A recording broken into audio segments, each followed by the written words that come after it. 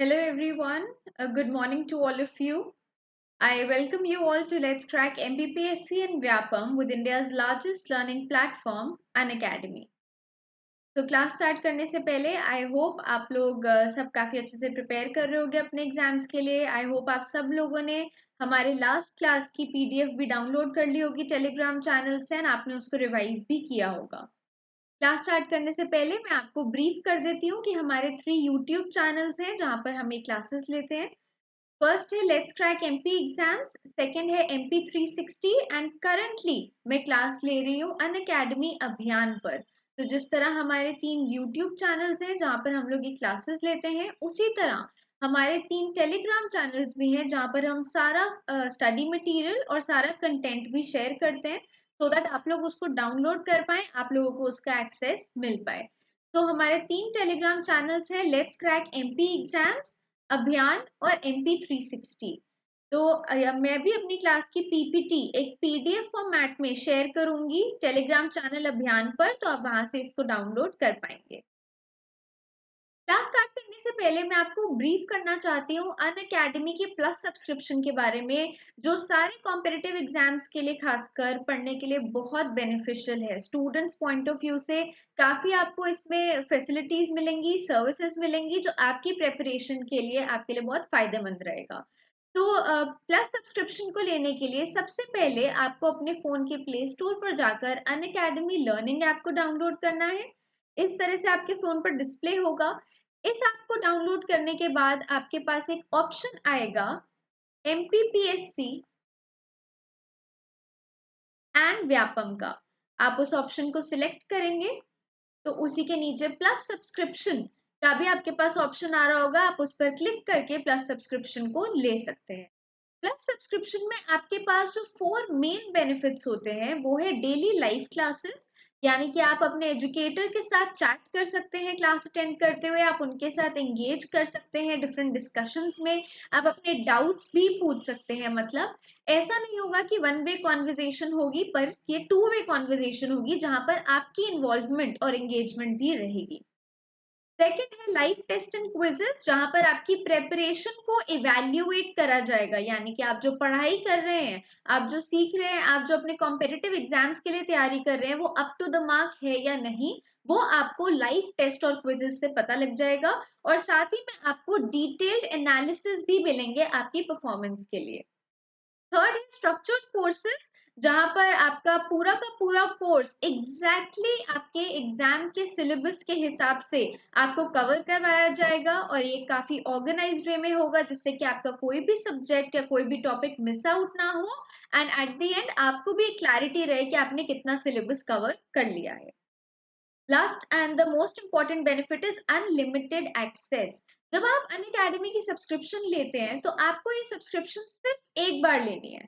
एक बार ये सब्सक्रिप्शन लेने के बाद आपके पास एक्सेस होगा सारे लाइव और रिकॉर्डेड कोर्सेज के लिए, यानी कि आप लाइव क्लासेस तो अटेंड कर ही सकते हैं, पर अगर आपको रिवाइज करना है या आपकी कोई क्लास मिस हो गई है या आपको किसी टॉपिक में प्रॉब्लम आ रही है, तो आप रिकॉर्डेड कोर्सेज को भी जाकर देख सकते हैं, आपका उस पर भी एक्सेस रहेगा।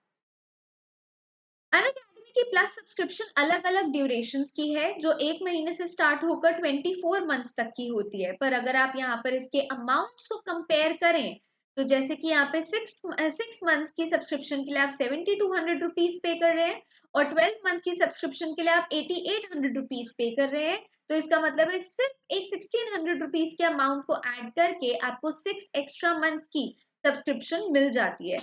That is why we always say अगर आप ये सब्सक्रिप्शन के लिए जाएं तो 12 मंथ्स की सब्सक्रिप्शन या 24 मंथ्स की सब्सक्रिप्शन आपके लिए सबसे ज्यादा बेनिफिशियल रहेगी, बिकॉज इसमें जो अमाउंट आप पर मंथ पे कर रहे होते हैं वो काफी रिड्यूस हो जाता है।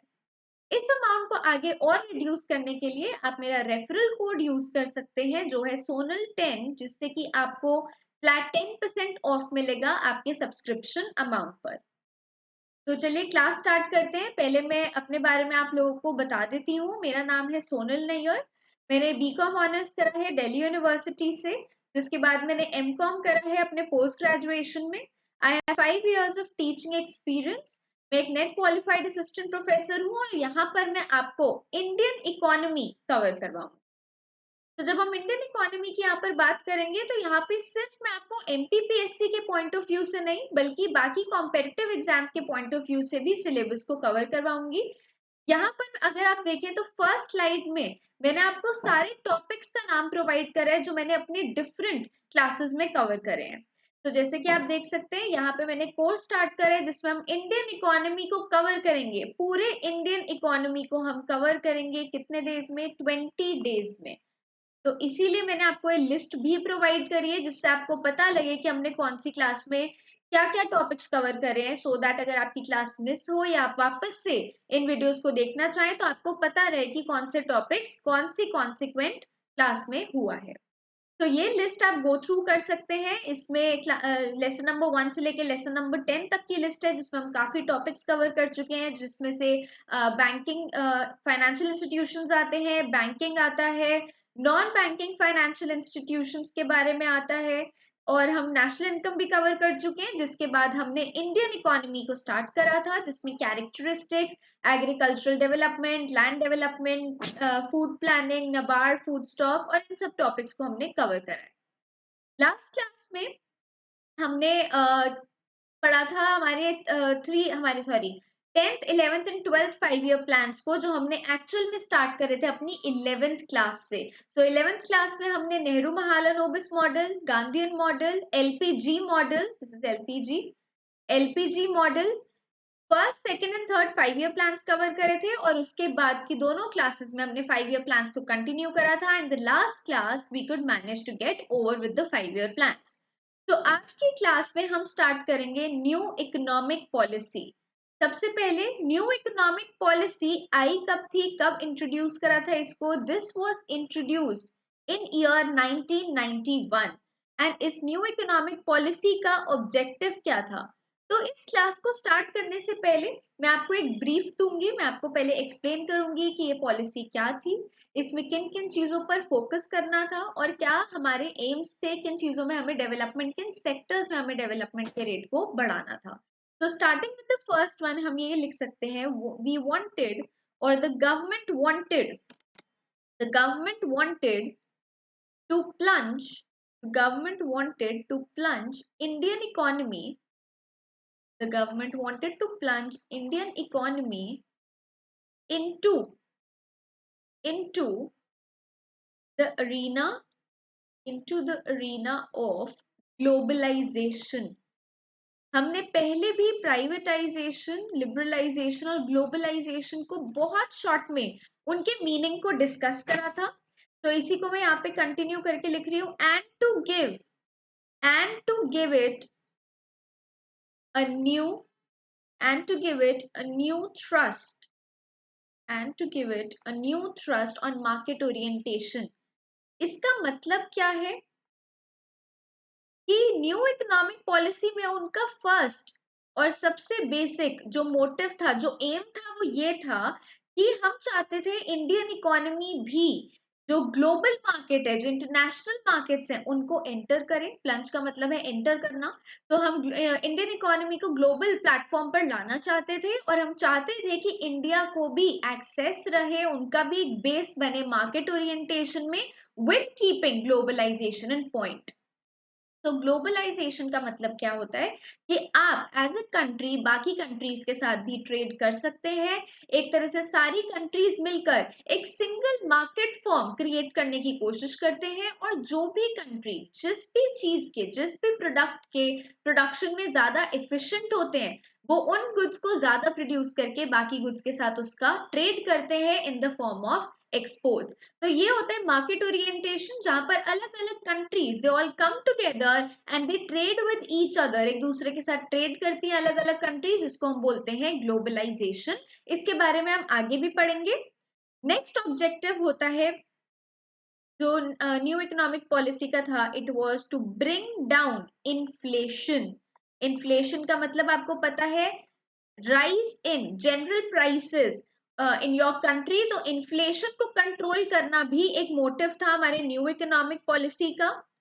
Third is to move towards higher move towards higher, ये काफी इंपॉर्टेंट है, higher economic growth, higher economic growth, ठीक है।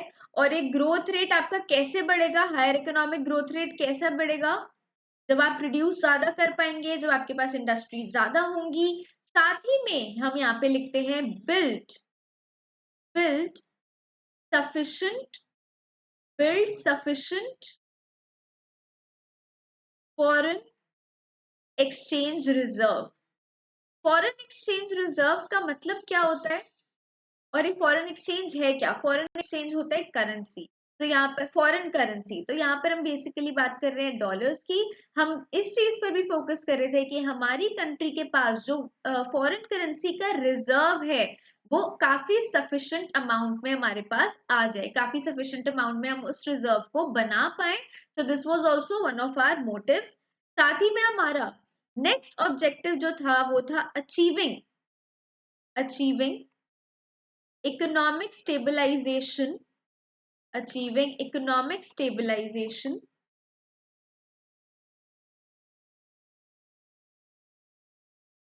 and and convert convert economy,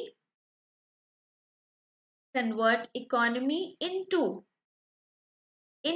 a market, into a market economy।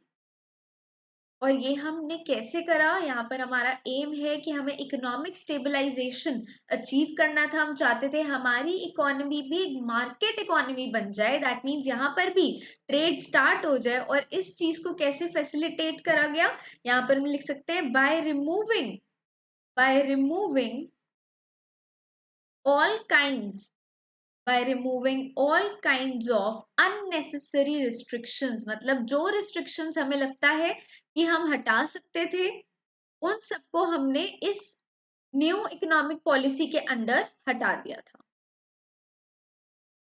साथ ही में जब हमने अपने रिस्ट्रिक्शंस को रिमूव करा तो हमने यहाँ पर एक और चीज करी, वो थी कि हमने international goods services capital human resources technology, इन सबको भी अलाउ कर दिया, इन सबको भी परमिट दे दिया हमारी कंट्री में आने के लिए, जिसका मतलब है कि अब हम इंटरनेशनल गुड्स में, सर्विसेज में, कैपिटल में यानी कि इन्वेस्टमेंट्स को लेकर, ह्यूमन रिसोर्सेज को लेकर या फिर टेक्नोलॉजी के भी इंपोर्ट एक्सपोर्ट को लेकर हमने परमिट दे दिया था, हमने अलाउ कर दिया था। मतलब हमने इन पर जो लगे हुए रिस्ट्रिक्शंस थे उन रिस्ट्रिक्शंस को रिमूव कर दिया था, restrictions were removed। तो हमने ये इसलिए करा था जिससे कि इन सारे एरियाज को हम बूस्ट कर पाए, हम इनको प्रमोट कर पाए और हमारी कंट्री की डेवलपमेंट का रेट बढ़ पाए।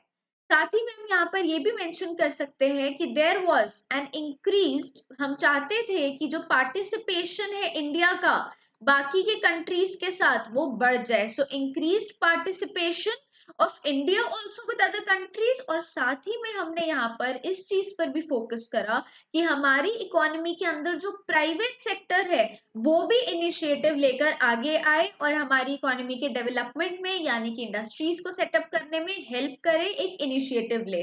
सो increased participation of private players, private players का मतलब क्या होता है, private sector in all the other sectors of the economy. तो इसका मतलब क्या है, इन शॉर्ट यहाँ पर मैं आपको बताती हूँ, न्यू इकोनॉमिक पॉलिसी में 3 वर्ड्स आते हैं, 3 टर्म्स आते हैं जो कि है एलपीजी। एलपीजी का फुल फॉर्म क्या होता है, लिबरलाइजेशन, प्राइवेटाइजेशन एंड ग्लोबलाइजेशन। तो अगर आप ध्यान से देखें सारे ऑब्जेक्टिव्स इन 3 वर्ड्स के ही आसपास, इन 3 वर्ड्स के ही मीनिंग के आसपास रोटेट होते हैं। एक बारी मैं आपके लिए इसको फिर से रिपीट कर देती हूँ। हमारा न्यू इकोनॉमिक पॉलिसी का मेन ऑब्जेक्टिव था कि हम चाहते थे इंडियन इकोनॉमी भी ग्लोबल मार्केट में एंटर कर जाए ग्लोबलाइजेशन के थ्रू। फिर हम चाहते थे हमारी इकोनॉमी में इन्फ्लेशन का रेट कम हो जाए। इन्फ्लेशन कैसे कम होगा? जब हम ज्यादा प्रोड्यूस कर पाएंगे। तो followed by the next objective जो था हायर इकोनॉमिक ग्रोथ, और हायर इकोनॉमिक ग्रोथ के साथ हमें क्या करना था? हमें अपने फॉरेन एक्सचेंज रिजर्व को भी बढ़ाना था। फोर्थ वाज कि हम चाहते थे हमारी इकोनॉमी में इकोनॉमिक स्टेबलाइजेशन हो। इकोनॉमिक स्टेबलाइजेशन मतलब हम अपनी इकोनॉमी को कन्वर्ट करना चाहते थे इन अ मार्केट इकोनॉमी, जिसमें कि ट्रेड काफी ज्यादा इजीली हो पाए और काफी ज्यादा अमाउंट में हो। तो इसके लिए सारे अननेसेसरी रिस्ट्रिक्शंस को हटा दिया गया था। फिर हमने इंटरनेशनल प्रोडक्ट्स में, इंटरनेशनल गुड्स एंड सर्विसेज में, कैपिटल में, ह्यूमन रिसोर्स में, टेक्नोलॉजी में भी ट्रेड करने के लिए परमिशन दे दी थी। दैट मीन्स अलाउ कर दिया था। तो जो जो रिस्ट्रिक्शंस इन पे ऑलरेडी थी उनको भी रिमूव कर दिया था। एंड लास्टली अपनी इकोनॉमी के अंदर भी हमने प्राइवेट सेक्टर को काफी ज्यादा बूस्टअप करा और उनको प्रमोट करने के लिए हमने उनकी अपलिफ्टमेंट भी करी है। अपने जो सेक्टर से, जो पब्लिक सेक्टर के अंदर भी यूनिट्स थे, उनको भी प्राइवेट सेक्टर को सेल ऑफ करना शुरू कर दिया था, सो दैट वो लोग आपके सेक्टर्स में ज्यादा आ पाए, ज्यादा कवरेज हो पाए उनकी, एंड देन हम अपनी प्रोडक्शन के लेवल को बढ़ा पाए। So now it says new economic policies related to economic reforms. It aims to bring about reforms to production pattern, to obtain new technology and to use full capacity expeditiously. इसका मतलब है कि हमें अपने production pattern को भी change करना था जिससे हम उसको बढ़ा पाए, बेटर टेक्नोलॉजी लेकर आनी थी अपनी इकोनॉमी के अंदर, और हम चाहते थे कि हमारा जो पोटेंशियल है हम उसको पूरी तरह से यूटिलाइज कर पाए। The new economic policy was devised and implemented for the first time in the year 1985 during the period of Prime Minister Rajiv Gandhi. So ये एक फैक्ट था जहां पे किसी का नाम मेंशन है, एक प्राइम मिनिस्टर का नाम मेंशन है, मैंने आपको इसीलिए ये लाइनर यहाँ पर मेंशन करके दे दिया। The new economic reforms came during the period of PV Narasimha Rao. तो ये भी आपको पता होना चाहिए कि ये जो न्यू इकोनॉमिक रिफॉर्म्स है किस पीरियड में इंट्रोड्यूस हुए थे, ऐसे भी क्वेश्चन पुट अप किया जा सकता है। The main reason to start new economic policy in 1991 was Gulf War and problem of balance of payment in India. अब जब हम इन टर्म्स को एक्सप्लेन करेंगे वो आगे आएगा जब मैं आपको बैलेंस ऑफ पेमेंट के बारे में भी बताऊंगी, पर शॉर्ट में मैं आपको ब्रीफ कर देती हूँ। बैलेंस ऑफ पेमेंट का मतलब होता है जब हम अब दूसरी कंट्रीज के साथ डील करते हैं तो हम देखते हैं हमारे एक्सपेंसेस और इनकम, कितने हमारे एक्सपेंसेस इंकर हो रहे हैं चीजों को इंपोर्ट करवाने में, कितने हमारी इनकम जनरेट हो रही है गुड्स एंड सर्विसेज को एक्सपोर्ट करने में। तो ये काफी नैरो टर्म्स में इसका मीनिंग है, पर ब्रॉड कॉन्सेप्ट में इसमें और भी काफी ज्यादा ट्रांजैक्शंस ऐड होती है कंट्री के पॉइंट ऑफ व्यू से, चाहे वो इन्वेस्टमेंट को लेकर हो जो दूसरे हमारी कंट्री में कर रहे हैं या फिर हम फॉरेन कंट्रीज में कर रहे हैं। तो बैलेंस ऑफ पेमेंट भी बताता है कि आपकी जो कंट्री है वो डेफिसिट में है या नहीं। एंड डेफिसिट का मतलब मैंने आपको लास्ट क्लास में बताया था, when expenditure is more than income it is known as deficit. तो सिमिलरली गवर्नमेंट के भी एक्सपेंसेस इनकम से ज्यादा हो सकते हैं, उस केस में गवर्नमेंट भी बोरोइंग्स लेता है जिसको हम कहते हैं डेफिसिट। अब the three main objectives of new economic policy were liberalization, privatization and globalization, जैसे कि मैंने आपको बताया ही ये तीनों आते हैं न्यू इकोनॉमिक पॉलिसी के under. So LPG and new economic policy basically एक सेम कॉन्सेप्ट होता है जो इंट्रोड्यूस हुआ था 1991 में। ठीक है, तो न्यू इकोनॉमिक पॉलिसी के अंदर ये तीन चीजें हुई थी, इसलिए कभी कभी इसको एलपीजी भी बोल देते हैं या फिर इसको न्यू इकोनॉमिक पॉलिसी ऑफ 1991 भी कहा जाता है। अब मैं आपको रीड आउट करके बताना चाहती हूँ कि हमारे main sectors of economic reform policy, जो हमारी ये पॉलिसी थी 1991 की, इसमें हमारे मेन सेक्टर्स कौन से थे जिस पर हमने काम करा। पर इसको स्टार्ट करने से पहले मैं आपको एक ब्रीफ देना चाहती हूँ कि एक्चुअल में क्या हुआ था इन मिड 1991 के मिडिल में गवर्नमेंट ने कुछ चेंजेस करे थे। गवर्नमेंट ने कुछ चेंजेस करे थे। किन जगहों पर ये चेंजेस करे थे तो इसको मैं थ्री पार्ट्स में बताती हूँ आपको। एक है foreign trade, that means buying and selling of goods from foreign countries. Foreign countries के साथ गुड्स के बाइंग एंड सेलिंग को फॉरेन ट्रेड कहा जाता है। Second is FDI, foreign direct investment, that means investments के एरिया में भी गवर्नमेंट ने चेंजेस लाए थे। क्या चेंजेस थे वो अभी हम आगे पढ़ेंगे। And last is exchange exchange rate etcetera. Exchange rate क्या होता है कि आप कितने वैल्यू में अपनी करेंसी को पे करते हो फॉरेन करेंसी को खरीदने के लिए, उसको एक्सचेंज रेट कहा जाता है। That is how many rupees you have to pay in order to bye $1। $1 को खरीदने के लिए आप कितने इंडियन रुपीज पे करोगे, उस अमाउंट को बोलते हैं एक्सचेंज रेट। तो गवर्नमेंट ये सब चेंजेस लेकर आई थी इन 3 चीजों के लिए। और साथ ही में अगर मैं यहाँ पर मेंशन करूं, government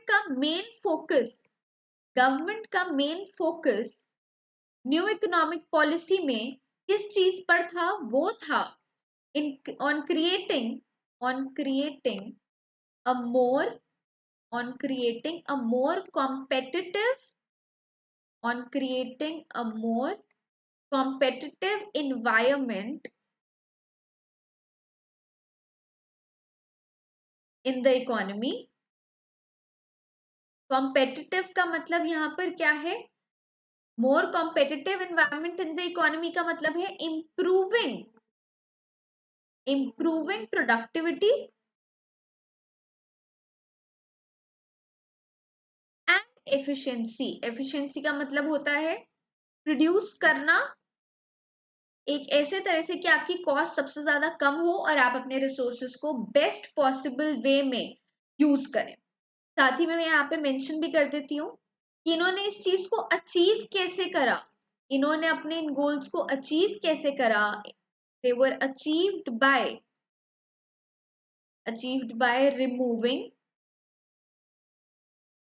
removing the barriers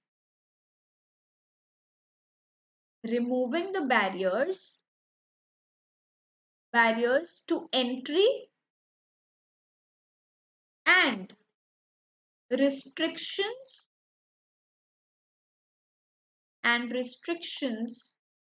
on the growth of the firms।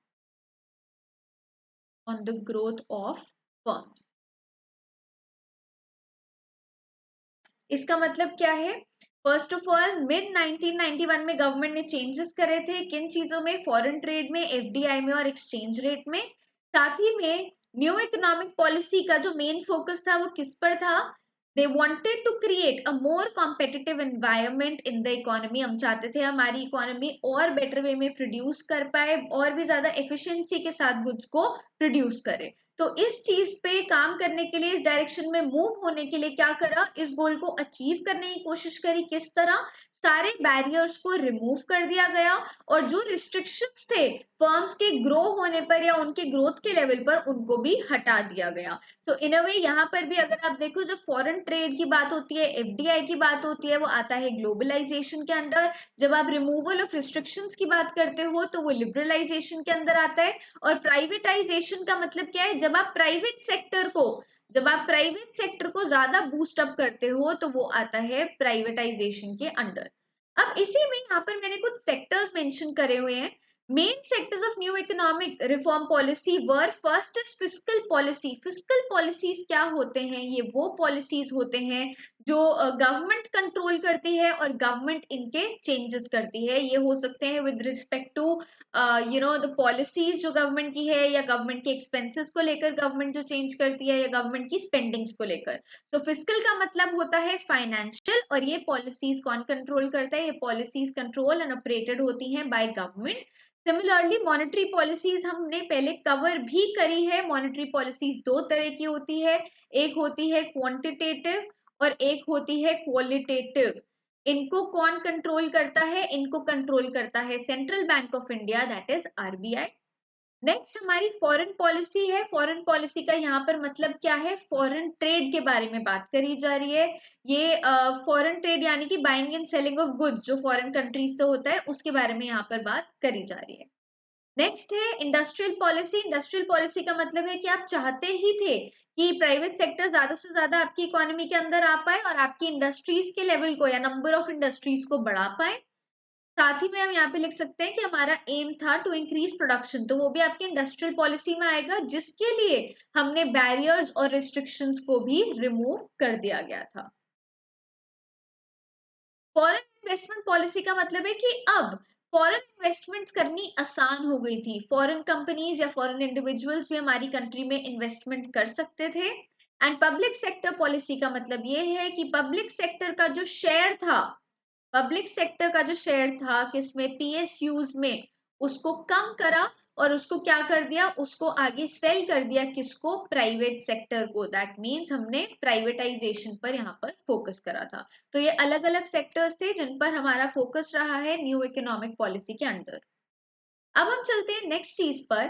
दे से the four main steps that were taken under the fiscal policy of 1991 were, first है to control public expenditure strictly। public expenditure किसका expenditure होता है, वो expenditure जो government इंकर करती है। तो जैसे मैंने आपको बताया था अभी, फिस्कल पॉलिसी में गवर्नमेंट देखती है ऐसी कौन सी सिचुएशन है जब उनको स्पेंडिंग्स बढ़ाने की जरूरत है, ऐसी कौन सी सिचुएशंस है जहां उनको एक्सपेंडिचर कम करने की जरूरत है। तो यहाँ पर न्यू इकोनॉमिक पॉलिसी के अंडर गवर्नमेंट ने डिसाइड करा था कि वो अपने एक्सपेंसेस को कम कर देंगे। एंड सेकेंड पॉइंट है to expand tax net. Tax net क्या होता है, अमाउंट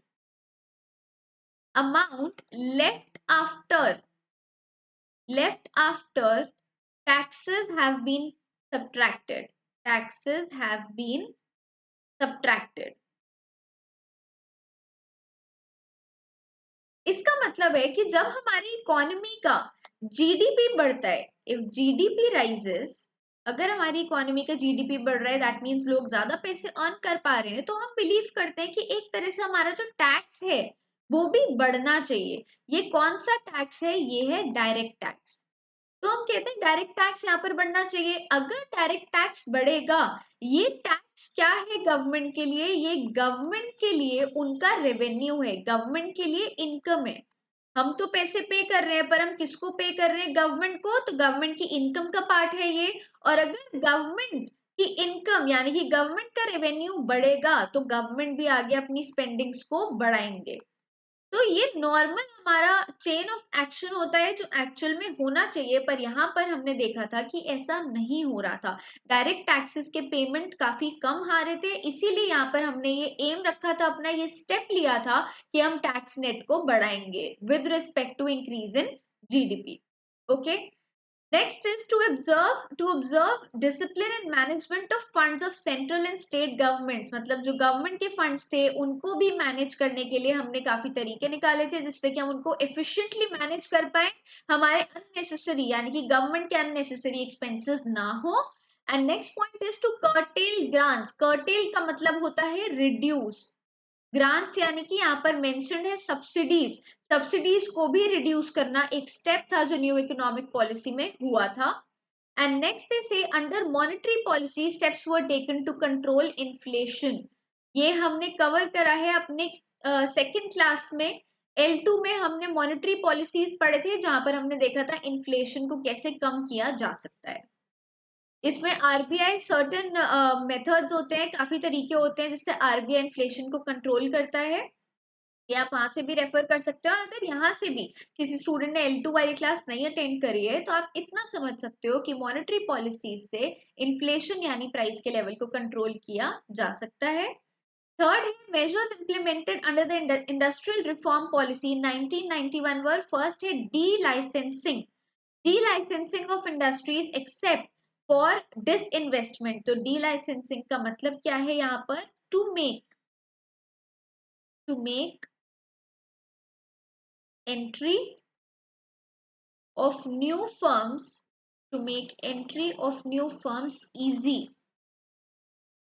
इसलिए डी लाइसेंसिंग किया गया। साथ में मैंने यहाँ पर मेंशन करा है MRTP norms were relax for disinvestment. ये MRTP था क्या और इसके नॉर्म्स को रिलैक्स्ड कर दिया, मतलब तो MRT stands for monopolies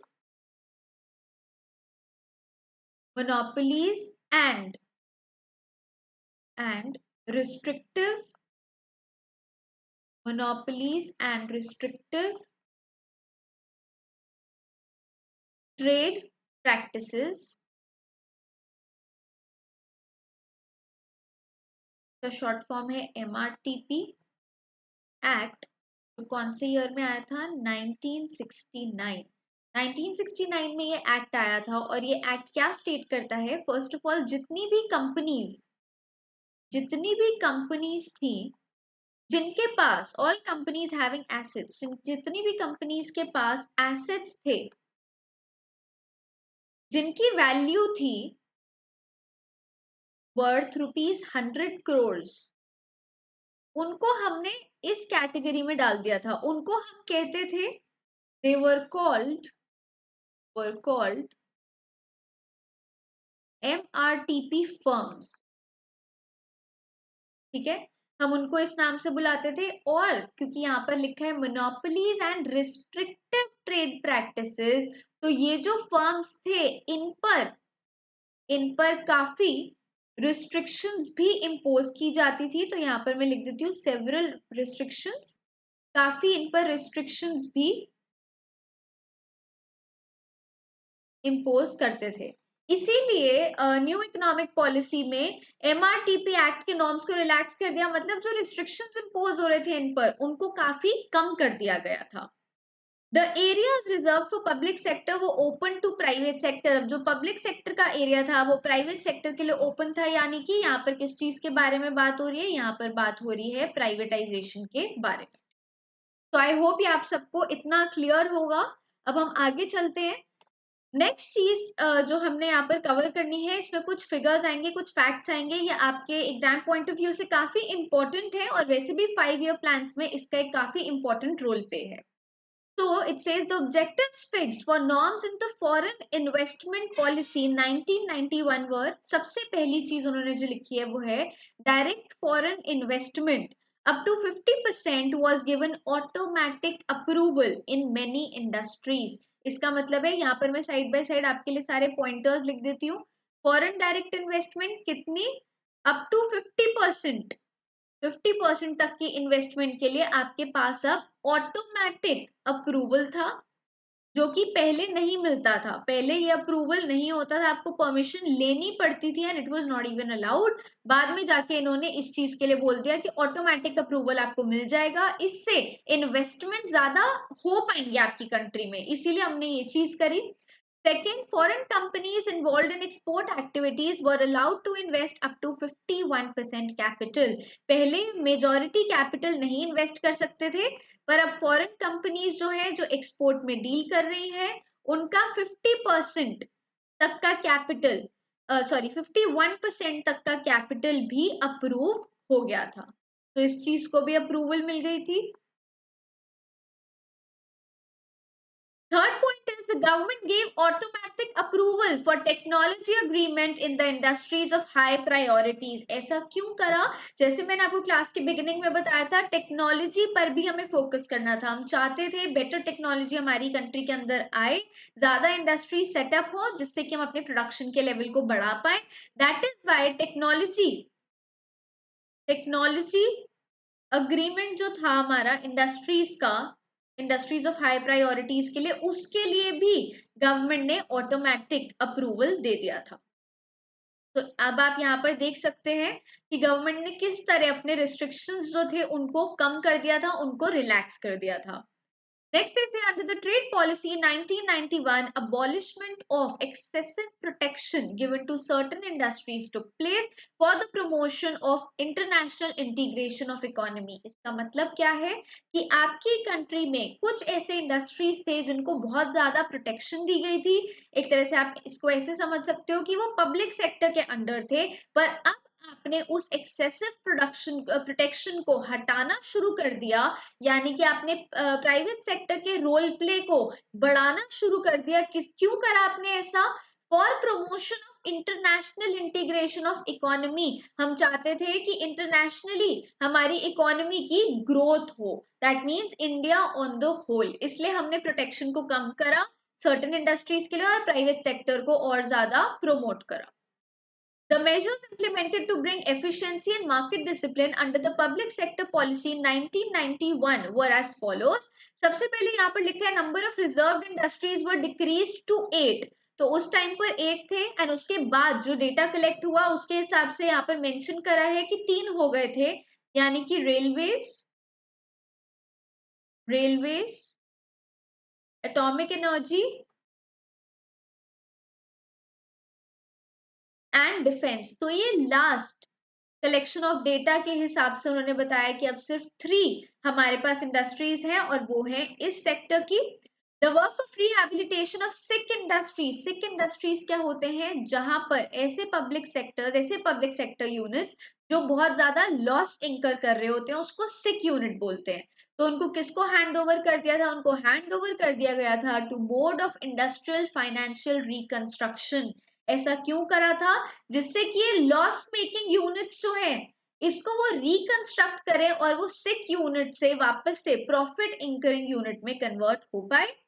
industries were made powerful with the help of memorandum of understanding. Memorandum of understanding क्या होता है कि जब आप ट्रेड कर रहे हो, जब आप अलग अलग इंडस्ट्रीज सेटअप हो रही है आपकी इकोनॉमी में, तो उनमें एक अंडरस्टैंडिंग का लेवल होता है with respect to the line of work that they have.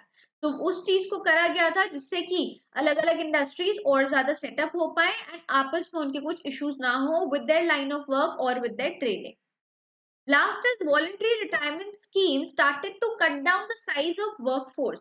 अब यहाँ पर आप ध्यान देना, जब हम ये कहते हैं cut down the size of workforce, हम यहाँ ये नहीं कह रहे हैं कि हमने अपने वर्कफोर्स को यानी कि एक्चुअल में जो लोग काम करने गए हैं उनको कम करा, पर यहाँ पर हम कह रहे हैं वॉलंटरी रिटायरमेंट स्कीम का मतलब है कि आपने अपने सरप्लस स्टाफ को, जो आपके पास एक्सेस में स्टाफ है, आपने अपने उस स्टाफ को कम कर दिया था इस स्कीम के थ्रू।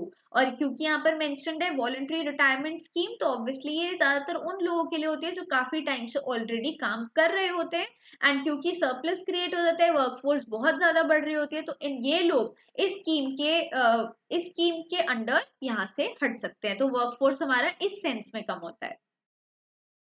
नेक्स्ट टॉपिक जो हमें आज कवर करना है वो है हमारे इकोनॉमिक रिफॉर्म्स।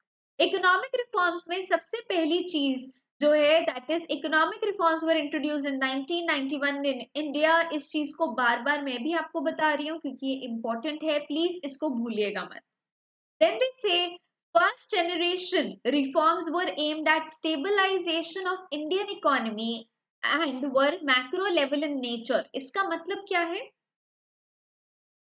स्टेबलाइजेशन का मतलब क्या होता है, framework framework for monetary monetary and fiscal monetary and fiscal institutions. तो basically monetary and fiscal institutions के लिए सबसे पहले एक फ्रेमवर्क प्रोवाइड करा गया था। और ये क्यों करा गया था, institution and policy, monetary and fiscal institution and policies के लिए एक फ्रेमवर्क प्रोवाइड करा गया था। ये क्यों करा गया था, they were established to reduce fluctuations, that is जो अनप्रिडिक्टेबिलिटी होती थी मार्केट में उसको कम करने के लिए। आप इसको फ्लक्चुएशंस बोल सकते हैं या फिर अनप्रिडिक्टेबिलिटी भी कह सकते हैं। इसको कम करने के लिए आपने एक फ्रेमवर्क रेडी करा था और साथ ही में आप यहाँ पर किस चीज को इंकरेज करना चाहते थे, इसको आप इंकरेज कर रहे थे विद वेलफेयर। और वेलफेयर क्यों, टू एनहांस द रिफॉर्म। इसका मतलब है स्टेबलाइजेशन आप ला रहे थे अपनी इकोनॉमी में, जो अनप्रिडिक्टेबिलिटी थी, जो फ्लक्चुएशंस हो रही थी, उसको आप कंट्रोल करना चाहते थे। कैसे, एक फ्रेमवर्क क्रिएट करके मॉनेटरी एंड फिस्कल इंस्टीट्यूशंस और पॉलिसीज के लिए, और साथ ही में आप वेलफेयर भी इंकरेज कर रहे थे जिससे कि आपके जो रिफॉर्म्स हैं वो काफी बेटर वे में इम्प्लीमेंट हो पाए, आपके रिफॉर्म्स का जो इफेक्ट आएगा वो काफी बेटर हो पाए, जिससे आप अपने टारगेट्स को भी अकॉर्डिंगली अचीव कर पाओ। तो यहाँ पर क्योंकि हम पूरे इंडियन इकोनॉमी की बात कर रहे हैं, हम काफी वाइड एरिया के बारे में बात कर रहे हैं, इसलिए हम कहते हैं ये एक मैक्रो लेवल का जो आपका एम है, ये मैक्रो लेवल एम है in nature. Macro means wide, macro means पूरी कंट्री के बारे में, और यहाँ पर किसी एक या दो इंडिविजुअल्स पर फोकस नहीं हो रहा है पर पूरी कंट्री पर एक साथ फोकस हो रहा है। Then it says it includes liberalization, deregulation of industry, financial sector reforms, taxation reforms etcetera. तो यहाँ पर फाइनेंशियल सेक्टर रिफॉर्म का मतलब क्या होता है, efficient and stable कौन एफिशिएंट और स्टेबल रहे? Financial institutions and development of markets. Development of markets का मतलब क्या है? ये कौन सी मार्केट है यहाँ पर? ये है money and government securities market. Money and government securities market. मैंने जो पहली क्लास ली है उसमें मैंने मनी मार्केट के बारे में भी आपको ब्रीफ करा है, हमने उस मार्केट के बारे में भी पढ़ा है जहां पर हम गवर्नमेंट सिक्योरिटीज में डील करते हैं। तो यहाँ पर लिबरलाइजेशन का मतलब मैं आपको ऑलरेडी बता चुकी हूँ, removal of barriers, removal of restrictions. Deregulation of industry का मतलब क्या है कि अब आपने जो इंडस्ट्रीज रिजर्व में रखी हुई थी पब्लिक सेक्टर के अंडर, अब आप उनको भी हटाकर प्राइवेटाइज करने के लिए रेडी हो गए थे। फाइनेंशियल सेक्टर रिफॉर्म का मतलब है आप चाहते थे कि फाइनेंशियल इंस्टीट्यूशंस काफी एफिशिएंट और स्टेबल वे में काम करें और मार्केट की डेवलपमेंट हो। मार्केट मतलब जहां पर आप पैसा इन्वेस्ट कर रहे हैं, जो आपकी मनी मार्केट है या फिर गवर्नमेंट सिक्योरिटी मार्केट है। And taxation reforms, that means आप जो गवर्नमेंट टैक्स चार्ज करी थी लोगों से, उसके पैटर्न में भी चेंजेस लाए गए थे। तो ये था फर्स्ट जनरेशन रिफॉर्म। अब जब हम आगे चलते हैं, यहाँ पे मैं आपके लिए मेंशन भी कर देती हूँ टैक्सेशन रिफॉर्म के लिए, changing the way changing the way of charging tax. इसमें भी काफी चेंजेस आए थे। Second generation reforms aimed at structural changes and micro level in nature. In structural changes का मतलब क्या होता है? It will include labour reform. अब आप बताइए लेबर रिफॉर्म का मतलब क्या होगा, क्योंकि यहाँ पे टर्म आ रहा है लेबर। तो यहाँ पे आप ये कह सकते हो जो कॉन्ट्रैक्चुअल लेबर होती है या जो डेली वेज वर्कर्स होते हैं, उनके बारे में अलग अलग रिफॉर्म, इस रिफॉर्म में उनके बारे में अलग अलग बात कही गई है, उनके बारे में अलग अलग उन्होंने स्कीम्स या पॉलिसीज निकाले होंगे। तो यहाँ पर मैं मेंशन कर देती हूँ लेबर रिफॉर्म के लिए फैसिलिटेटिंग एम्प्लॉयमेंट, क्योंकि यहाँ पर चाहे वो आपके वर्कर्स डेली वेज पे काम कर रहे हो या कॉन्ट्रैक्चुअल हो, आप उनके एम्प्लॉयमेंट के रिगार्डिंग बात कर रहे हैं। तो फैसिलिटेटिंग एम्प्लॉयमेंट किस चीज के लिए? With growth, sorry, facilitating employment growth while while protecting protecting workers rights. इसका मतलब है जो लेबर के राइट्स हैं वो भी हम कहां पर कवर करेंगे? लेबर रिफॉर्म्स में कवर कर दिए गए थे। देन लैंड रिफॉर्म का मतलब आपको पता है, मैंने ये चीज भी पहले डिस्कस करी है लैंड डेवलपमेंट वाली क्लास में। अगर आप वापस से वो स्लाइड देखेंगे जिसमें टॉपिक्स लिखे हैं, तो उसमें मैंने लैंड डेवलपमेंट लिखा हुआ है। जिन लोगों ने वो क्लास अटेंड नहीं करी है वो जाकर उसको पढ़ सकते हैं। सो लैंड रिफॉर्म में हम किस चीज की बात करते हैं? डिविजन ऑफ एग्रीकल्चरल लैंड या एग्रीकल्चरल सरप्लस लैंड लिख सकते हैं, agricultural surplus land to the landless to the landless people. तो जितना भी हमारे पास एग्रीकल्चरल लैंड था उसको हमने डिवाइड करके लैंडलेस लोगों को दे दिया था, because it was in surplus. ये तब हुआ था जब एक लैंड सीलिंग की लिमिट बता दी गई थी और उसके बियॉन्ड कोई भी इंडिविजुअल या फैमिली होल्ड नहीं कर सकते थे। Next is capital market reform. Capital market reform का मतलब क्या होता है? जब यहाँ पर हम बात करते हैं सेबी के बारे में, बैंक्स के बारे में, कैपिटल मार्केट के बारे में, जहां पे हम डिबेंचर्स की इक्विटी की बात करते हैं, तो वो चीज आती है कैपिटल रिफॉर्म्स के under. Next is expenditure reforms. जैसे कि हमने देखा ये गवर्नमेंट अपने एक्सपेंसेस को कम करना चाहते थे, तो वो एक्सपेंडिचर रिफॉर्म्स थे। एंड पावर सेक्टर रिफॉर्म का मतलब क्या है कि जो पावर में भी आपको पता होगा कि पूरा का पूरा होल्ड पब्लिक सेक्टर का था, पर इसके जो अलग अलग एरियाज ऑफ वर्क है, जैसे कि जनरेशन है, ट्रांसमिशन है, डिस्ट्रीब्यूशन है, ये मैं लिख देती हूँ आपके लिए यहाँ पर, generation, transportation, sorry, transmission, generation, transmission and distribution, in activities में वो चेंजेस लेकर आए थे। तो इसीलिए यहाँ पर मेंशन करा है power sector reform, because power की यानी कि इलेक्ट्रिसिटी के इन एरियाज में भी चेंजेस लाए गए थे। Since economic reforms, poverty has been declining from 36% in 1993 to 26% by the end of 10th plan. यानी कि पॉवर्टी का लेवल कम होता जा रहा था जब से इकोनॉमिक रिफॉर्म्स आए थे।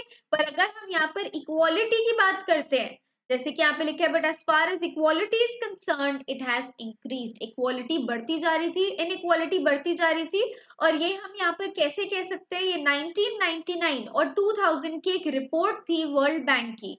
वर्ल्ड बैंक रिपोर्ट थी जिसने इस चीज को प्रूव करा था कि इनइक्वालिटी, यहाँ पर भी मैं मेंशन कर देती हूँ, इनइक्वालिटी जो थी वो बढ़ती जा रही थी।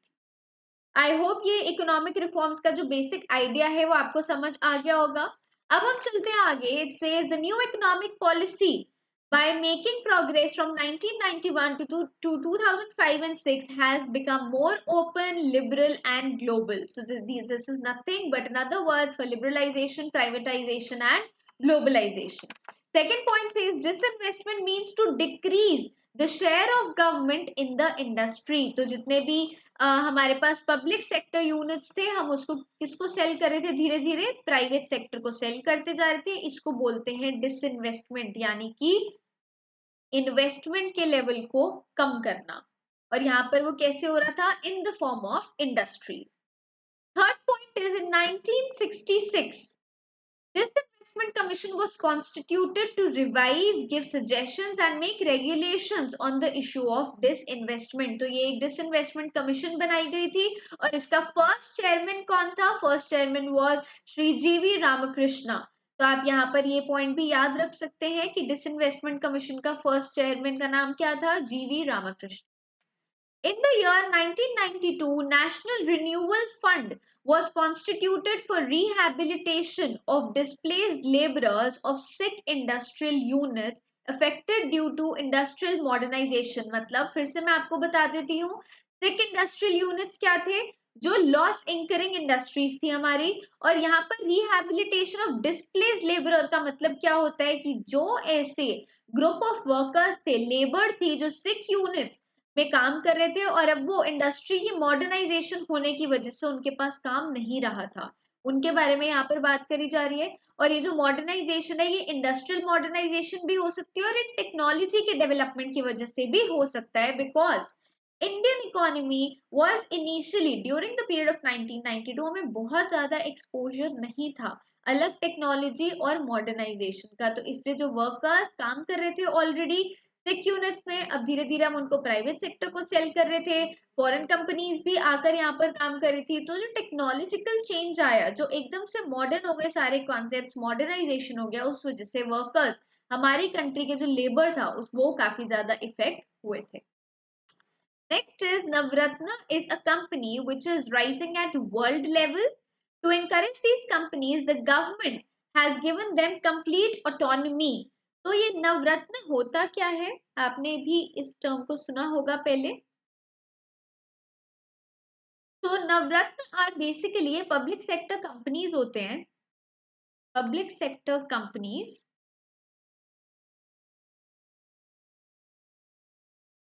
जिनके पास, देखिए मैं यहाँ पे लिख रही हूँ, public sector companies to have comparative advantage, मतलब बाकी इंडस्ट्रीज के हिसाब से ये ऐसे कंपनीज होती हैं जो आती तो गवर्नमेंट के अंडर है, पर इनके पास कंपैरिजन में ज्यादा एडवांटेजेस होती हैं। और ये ज्यादा एडवांटेजेस क्या होती हैं, हम लिख सकते हैं ग्रेटर ऑटोनॉमी। ऑटोनॉमी का मतलब होता है freedom, greater autonomy to compete in the global market. In the global market मतलब इनके पास ज्यादा फ्रीडम होती है। अब वो आप कह सकते हैं हर तरह की डिसीजन मेकिंग में इन्वॉल्व होती है, और इस फ्रीडम को आप फाइनेंशियल ऑटोनॉमी भी कह सकते हैं। दैट मीन्स कि ये अपनी इंडस्ट्री के अंदर के जो अफेयर्स है या फिर जो उनकी डीलिंग्स है उसमें भी डिसीजंस खुद ले सकते हैं। तो प्लीज आप याद रखना, नवरत्न होते तो पब्लिक सेक्टर कंपनीज है, पर इनके पास एडवांटेज ज्यादा होती है, फ्रीडम टू टेक डिसीजन भी इनके पास होता है, एंड ये जो ऑटोनॉमी है इसको हम कहते हैं फाइनेंशियल ऑटोनॉमी। और ये इनिशियली 9 कंपनीज को 9 पब्लिक सेक्टर अंडरटेकिंग्स को दिया गया था, इसीलिए इसका नाम था नवरत्न। नवरत्न। और इनको ये नवरत्न स्टेटस कब मिला था? इनको ये स्टेटस मिला था इन ईयर 1997। तो इनिशियली ये 9 इंडस्ट्री से स्टार्ट हुआ था, इसलिए इसका नाम दिया गया है नवरत्न। आगे पढ़ते हैं। This say in the second phase of economic reforms programme the main aim is to eradicate poverty. Eradicate poverty का मतलब क्या होता है? Removal of poverty from the country. That means आप गरीबी को कम करना चाहते थे, उसको हटाना चाहते थे। And development at the rate of 7 to 8%। तो यहाँ पर एक रेट भी मेंशन कर दिया है जो कि इनका एम था। आई होप ये आपको क्लियर होगा। अब हम आगे चलते हैं। नेक्स्ट पॉइंट इज इजी, इसको मैं आपको एक अलग तरह से एक्सप्लेन करूंगी। यहाँ हमने लिखा है some important terminology relating to the new economic reforms policy, जिसमें से फर्स्ट है प्राइवेटाइजेशन। तो जब हम प्राइवेटाइजेशन की बात करते हैं, इसको मैं पहले एक्सप्लेन कर दूंगी और फिर हम वापस स्लाइड पर जाके इसको रीड करेंगे।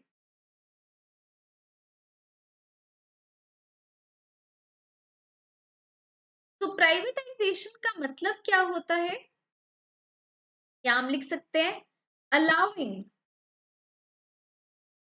allowing private sector to set up industries। और ये इंडस्ट्रीज कहां पर सेटअप करेंगे? They are going to set up industries जो कि पहले प्रीवियसली रिजर्व थे। किसके लिए रिजर्व थे ये industries? They were previously reserve for public sector. अब आप यहाँ पर प्राइवेट सेक्टर को आने दे रहे हो, परमिशन दे रहे हो, वो आकर अपनी इंडस्ट्री सेटअप कर सकते हैं, इस इंडस्ट्री में काम कर सकते हैं। इस कॉन्सेप्ट को बोलते हैं प्राइवेटाइजेशन। ठीक है। और अब मैं आगे आपको ये भी बताती हूँ कि प्राइवेटाइजेशन के अंदर ऐसे क्या क्या मेजर्स लिए गए थे न्यू इकोनॉमिक पॉलिसी के अंदर फॉर प्राइवेटाइजेशन। तो यहाँ पर हम फर्स्ट लिख सकते हैं sale of shares of public sector undertakings। Next we can write disinvestment. अभी अभी हमने पढ़ा है डिसइन्वेस्टमेंट का मतलब क्या होता है? इन्वेस्टमेंट को कम करना। और यहाँ पर हम अपनी इन्वेस्टमेंट को कैसे कम कर रहे हैं? हम उसको कम कर रहे हैं by selling the sick units to the private sector. Sick units का मतलब होता है वो इंडस्ट्रीज जो लॉस इंकरिंग इंडस्ट्रीज होती हैं। And last is minimisation of public sector. तो पब्लिक सेक्टर का जो रोल था उसको अब यहाँ पर कम करा जा रहा था, रिस्ट्रिक्ट करा जा रहा था as compare to what it was earlier. तो इसको कहते हैं प्राइवेटाइजेशन। ये प्राइवेटाइजेशन का पूरा कॉन्सेप्ट है। अब हम एक बार इसको रीड कर लेते हैं। Privatisation means to increase participation of private sector in the public sector companies by capital investment और by management or both to hand over a public sector unit to a private company is known as privatization। यानी कि private sector के participation को आप बढ़ा रहे हो। कैसे बढ़ा रहे हो? बिकॉज वो आएंगे तो वो कैपिटल इन्वेस्ट करेंगे, या फिर आप ये कर सकते हो कि आप उनको पब्लिक सेक्टर यूनिट ही हैंड ओवर कर दो, यानी कि उनको सेल कर दो। तो ये तो मीनिंग हुआ प्राइवेटाइजेशन का। अब हम आते हैं हमारे नेक्स्ट टर्म पर जो कि है लिबरलाइजेशन। अगेन ये भी मैं यहाँ लिख देती हूँ सो दैट ये सारी चीजें हमारे पास एक जगह पर अवेलेबल रहेंगी। तो लिबरलाइजेशन का मतलब क्या होता है? जैसे कि मैं आपको पहले भी बता चुकी हूँ, रिमूवल, प्लीज इसको याद रखना, removal of industrial licensing. Removal of industrial licensing and registration. That means अब अगर किसी को कोई इंडस्ट्री सेटअप करनी है, किसी एक इंडस्ट्री में एंटर करना है, तो वो उसके जो लाइसेंसिंग का प्रोसेस था, बेसिकली लाइसेंसिंग का मतलब होता है परमिशन लेना उस इंडस्ट्री में एंटर करने से पहले, उसको सेटअप करने से पहले, तो उस चीज को हटा दिया गया था। अभी भी ये है पर अब ये बहुत रिस्ट्रिक्टेड इंडस्ट्रीज के लिए, पहले काफी इंडस्ट्रीज के लिए था, तो हमने उसको न्यू इकोनॉमिक पॉलिसी की के टाइम पर हटा दिया गया था। अब हम इसमें देखते हैं कि इन्होंने क्या मेजर्स लिए, लिबरलाइजेशन के लिए क्या चीजें करी गई थी। कुछ स्टेप्स को स्टडी करते हैं, जिसमें से फर्स्ट है फ्री डिटर्मिनेशन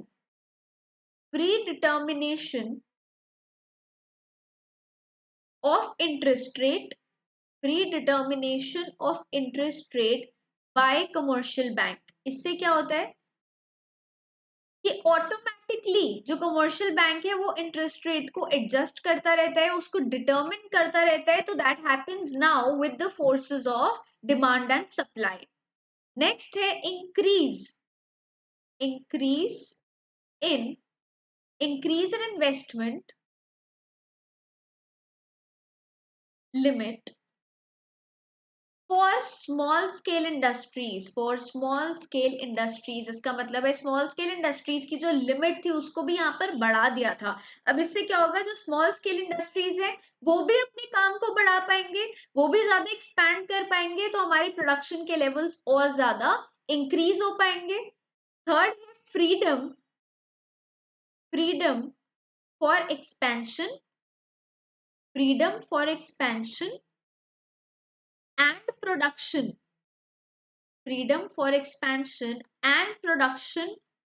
ऑफ इंडस्ट्रीज। इसका मतलब है कि इंडस्ट्रीज में अब जो एक्सपेंशन करना है जिन इंडस्ट्रीज को, या फिर उनको अपने प्रोडक्शन के लेवल्स को बढ़ाना है, उस पर अब कोई रिस्ट्रिक्शन नहीं रही थी। वो डिसीजन इंडस्ट्रीज अपने आप से ले सकते थे कि उनको अपने प्रोडक्शन लेवल्स को कितना आगे तक लेकर जाना है। Next is abolition of MRTP act. अभी अभी हमने देखा MRTP एक्ट क्या था, जहां पर इंडस्ट्रीज के ऊपर रिस्ट्रिक्शंस लगाए जाते थे, तो इस एक्ट का भी अबॉलिशमेंट हो गया था। And then we have freedom to import capital goods. तो ये चीज आपको ये फ्रीडम क्यों दी गई थी, क्योंकि अगर आप बाहर से कैपिटल गुड्स को इंपोर्ट करवाओगे तो आपकी प्रोडक्शन का लेवल बढ़ जाएगा। आप क्योंकि बेटर टेक्नोलॉजी यूज कर रहे हो तो you will be able to produce more, और जब आप अपनी इकोनॉमी में ज्यादा प्रोडक्शन के लेवल्स को बढ़ाओगे तो उसकी वजह से एम्प्लॉयमेंट भी बढ़ेगा, जिससे लोगों की इनकम भी इंक्रीज हो जाएगी।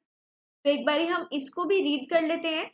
इट सेज लिबरलाइजेशन का मतलब है it is the process by which government control is relaxed, in this process privatisation is included. तो जैसे कि यहाँ पर हमने देखा है कि स्मॉल स्केल इंडस्ट्रीज को भी अपलिफ्ट कर रहे हैं, साथ में इंडस्ट्रीज को फ्रीडम दे दी है सेटअप करने के लिए भी, एक्सपैंड करने के लिए भी, प्रोडक्शन बढ़ाने के लिए भी। इसीलिए हमने यहाँ पर लिखा है कि यहाँ पर प्राइवेटाइजेशन का भी एक रोल प्ले होता है। नाउ साथ ही में इसमें हमने मेंशन करा MRTP एक्ट का भी अबॉलिश कर दिया गया था, और अब हम इंपोर्ट भी करवा सकते थे अपने कैपिटल गुड्स। नेक्स्ट हमारा जो पॉइंट है दैट इज ग्लोबलाइजेशन का मतलब क्या होता है, फिर से हम इसको अपने फ्लो चार्ट के थ्रू स्टडी करते हैं पहले, फिर हम इसको रीड करेंगे। तो ग्लोबलाइजेशन मीन्स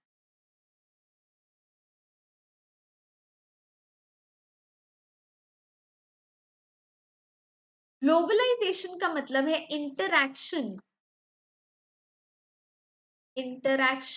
ऑफ डोमेस्टिक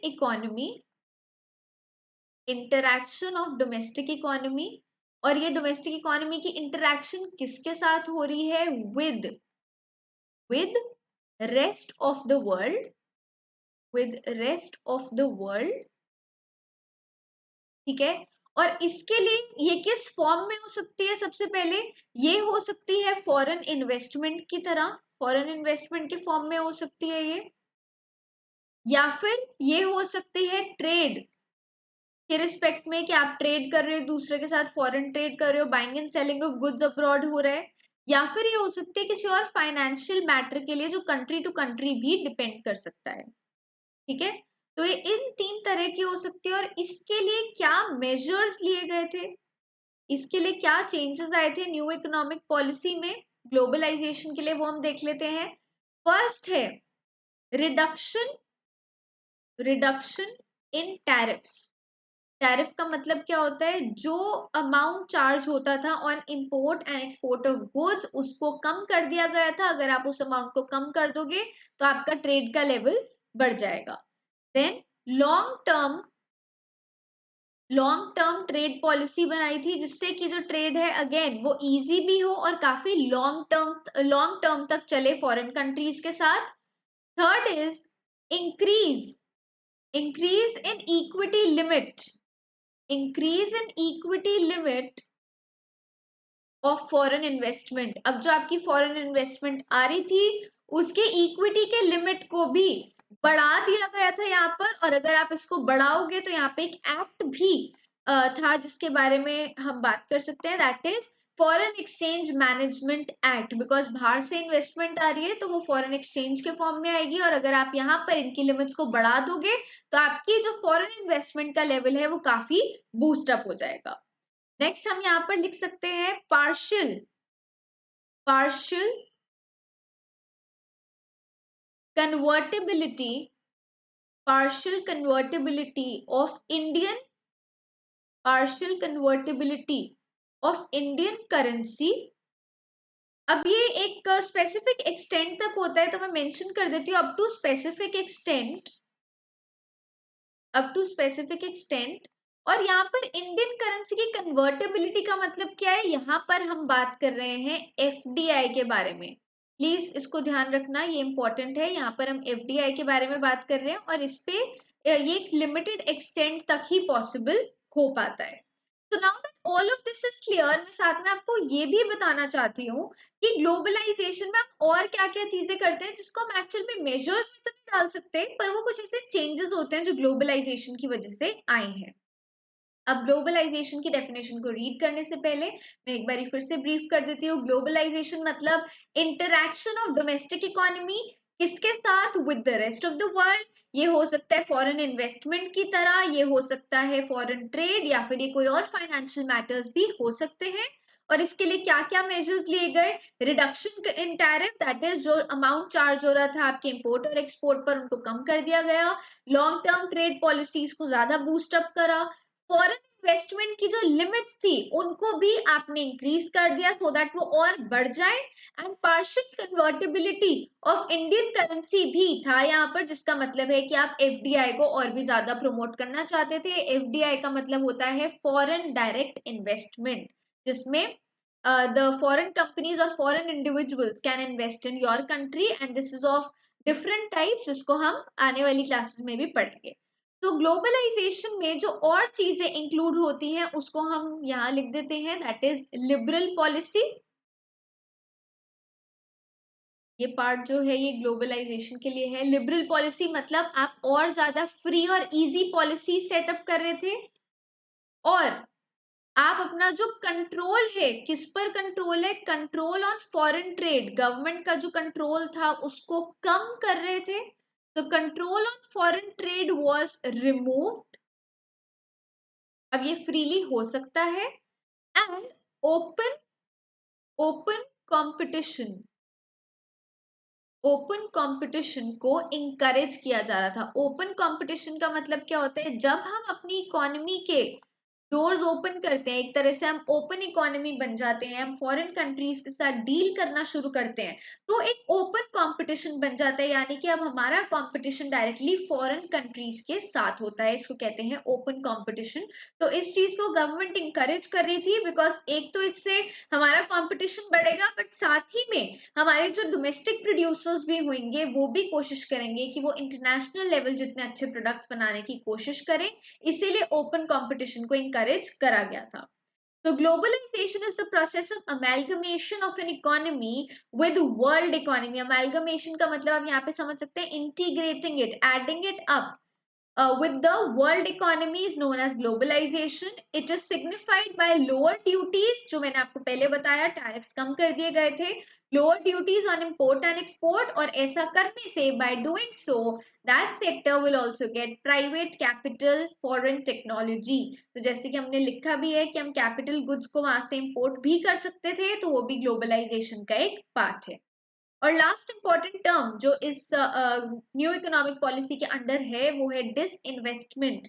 यानी कि अपने गवर्नमेंट जो अपने शेयर को कम कर देती है उसको डिसइन्वेस्टमेंट कहते हैं। So this is to reduce the government share in the public sector is known as disinvestment. और यहाँ पर आप कह सकते हो गवर्नमेंट के शेयर को किसको सेल कर दिया था, प्राइवेट सेक्टर को।